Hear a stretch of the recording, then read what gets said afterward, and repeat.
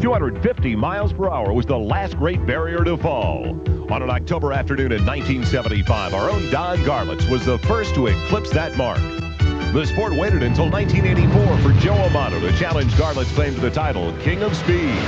He did so by surpassing the 260 mile per hour mark at Gainesville, Florida. 2 years later, once again in Gainesville, unveiling his revolutionary Swamp Rat 30, Garlits answered that challenge, riding his new steed down the quarter mile past the 270 mile per hour dream. Amato and crew labored for 18 months before a September blast in Indianapolis that made surpassing 280 a reality in 1987. And at that point, fans of the sport were wondering just how fast could they go. Then, in 1989, an old warrior decided to enter the joust.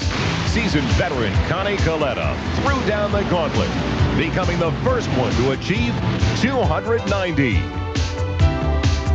That historic triumph took place here in Pomona, California, where today NBC Sports World presents coverage of the 32nd annual Chief Auto Parts Winternationals and the quest for 300 miles per hour. Good afternoon, everybody. I'm Joel Myers. Welcome to the first race of the National Hot Rod Association's new season. It's the Chief Auto Parts Winternationals in Pomona.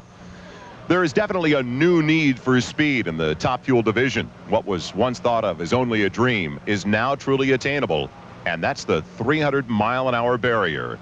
I'm in the pit area of Connie Coletta, who's already out of the competition this weekend, but he was the first driver to surpass 290 miles an hour. Earlier today, we spoke with some of the drivers in this weekend's competition about that new goal. 300's the magical number. Everybody'd like to do it. You can see the speeds have gone up. I mean, 290 is getting to be common. You know, the Snake ran 296 testing up in Bakersfield. I think it's going to happen, but not for 6, 8, 10 months. It may be the last milestone in drag racing. I mean, let's face it, 4-second zone is all gone, and to get to the threes, I'm certainly not going to be around when that happens. And 300 is the next thing that's popped up, and it's the closest thing that we're to. So when someone does that, that's the first. I mean, you can remember when Chris Karamazini's won 200. Everyone still remembers who did that first. Same thing with Eddie Hill in the 4 seconds. 300's the same thing. It's just going to take a good track like we got here at Pomona and some good air. And we're going to get it. Either us or Amato or Austin or one of the cars are going to click that 300. But things just have to be right, and they're just not right yet. There are other angles on this rapidly developing story, not the least of which is the mechanical side. And with more on that, let's check in with Steve Evans. Thank you, Joel. You know, I have a feeling there's some automotive buffs at home saying, hey, if they're that close to 300 miles an hour, why not just simply raise the gear ratio in that housing there? They'd get more speed at the same RPM. Well, you see, they would if they could, but they can't because NHRA says the tallest gear they can run is a 320, and everybody already has that. Well, what about a bigger tire, you say? That'd do it. Well, you see, they would if they could, but they can't. NHRA says 17 inches across, 114 inches around. That's as big a tire as you can run. But there's a brand new Goodyear that is debuted here at this event. A lot of crew chiefs feel that it grows more than the usual foot. Even 2 inches of growth would be about 4 miles an hour. Dale Armstrong is hoping that that's true because he's got those tires on his car. Now, you can have the greatest crew chief in the world and the greatest car and driver. If you don't have a good racing surface, you don't have good racing. Here is Big Daddy Don Garlits with the trackside story. Steve, that lighter portion on your screen is the concrete launch pad. And as you're aware, it's been very difficult to go quick here at Pomona. But since the Winston finals, some major changes have taken place. NHRA has extended that launch pad from 70 feet to a whopping 330 feet. The net result, the quickest top fuel and funny car field in the history of the sport. Was the $60,000 that NHRA spent on this project worth it?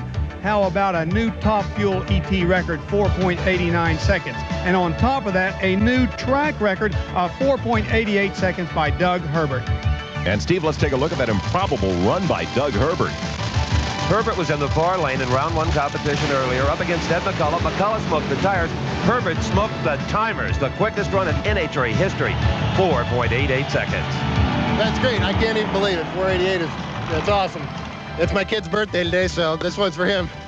But despite that 488, it's this man, Pat Austin, who has a new national record of 489 in qualifying, backed up within the required 1% by NHRA with this, 490. Pat Austin has it. These things are flying, right? Aren't they? I don't know what to say. I just know the guys are doing a great job, and it's the consistency that's going to pay off, I hope, and I think that's what's going to win races.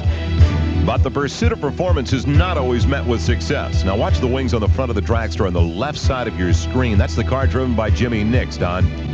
When that wing broke, it removed 1,000 pounds of downforce off the front of the car. Jimmy Nix never knew what happened. The car crashed back to the strip, tearing the rear end out of it, breaking the fuel lines, and the engine obviously was blown up, and the oil with the nitromethane was coming out. It caught on fire, and all goes back into the cockpit. You saw the body shred completely. That meant that all of this fire was going in with Nix. You can see it's in the cockpit with him. He's traveling about 150 miles an hour, and he is helpless. He wants this car to hit something to stop, and it does. It hits the sand trap, it puts the fire out, and the car runs into the NHRA safety net. Just like throwing sand on your campfire, it extinguished the blaze. NHRA's safety support team was right on the scene, and they were frankly a little amazed by what they found. Jimmy Nix had been conscious through the entire incident. All of his safety equipment had done its job, but still they choppered him to the hospital. And preliminary reports, Jimmy Nix was second-degree burns to his hands only. Truly incredible, Steve, that he did not come out of that accident with more severe injuries. We're ready now for round 2 in the Top Fuel division, and backing into position, veteran who's coming off a sensational season. He's got the in-car camera working for us today. That's Kenny Bernstein. And you gotta love that shot. The camera mounted on that tall wing over the rear axle they use for maximum downforce. Now Jack Ostrander here in the near lane manages a bowling alley in Michigan. Longtime racer, had 2 horrific Jimmy Nix-style crashes last year, and here he is again to start the new season. That's one of the risks of that quest for 300 miles an hour, Steve. You got everything on the edge of the envelope. Well, Kenny Bernstein last year tied a record winning 6 national events in a single season. So you might think Ostrander is a big underdog. Not so. Kenny has been struggling. Their performances so far are not that far apart. Jack Ostrander is in this one with Bernstein. A lot of pressure on Dale Armstrong, Steve. Every run is a do or die. They haven't got that edge on the car like they generally have, you know, on the competitors. But that one looked pretty good. It was Bernstein's best of the event, a 501 at 280 miles an hour. Jack Ostrander obviously having some problems. So Kenny Bernstein coming through in round 2, advancing into the semifinals in the Top Fuel division. We continue with round 2 once again, and we're looking at the car of Jim Head. Jim had struggled to get into this field. He qualified 13th, a car out of Columbus, Ohio. He's a multi-time winner in the funny car category. Is yet to score big in Top Fuel, but he's got a huge break going here. The man he should be racing, Michael Brotherton, earlier in round 1, suffered from a bad case of winning the battle, losing the war. Brotherton in round 1 was facing Robert Reel in the near lane, and everything was going fine, Don, until the end of the race. It looked like Brotherton just had a nice, easy pass till the engine exploded. We see the parachutes getting burned. The car has run nearly 290 miles an hour. Brotherton cannot get it stopped. He tries desperately to save the car, not go into the net. That was a mistake. He turns the car over on its side. So it was a wrecked dragster for Michael Brotherton, getting out of the car okay, but he didn't want to believe that he was out of the competition. Michael, you almost pulled it off. You almost tried to save it. I mean, I knew we won. I don't know what happened. It come apart in the lights. Chutes burned off. Yeah, well, Ronnie said they come out, but they just fell on the ground. They were wadded up. I tried to get it to slide to a stop so we could race next round because I saw the wind light come on and a lot of fire in the cockpit. I don't know. It's a little tweaked. It ain't broken, too. We got A-frames in the trailer. We might give it a shot. Oh, what a miracle that would be. Well, miracles were not to be a part of the day for Michael Brotherton, but what a break for Jim Head. He gets the solo run, and as you can see, he is having engine problems in his bye run. So relief for his team as they advance to the next round. This is NBC's Sports World, and today it's brought to you by Goodyear, the unanimous choice of all the professional NHRA World Champions. By Craftsman, a line of 1,600 hand tools made in America, guaranteed forever. By Autolite Spark Plugs, guaranteed for 2 years no matter how far you go. And by GMC Truck, the strength of experience.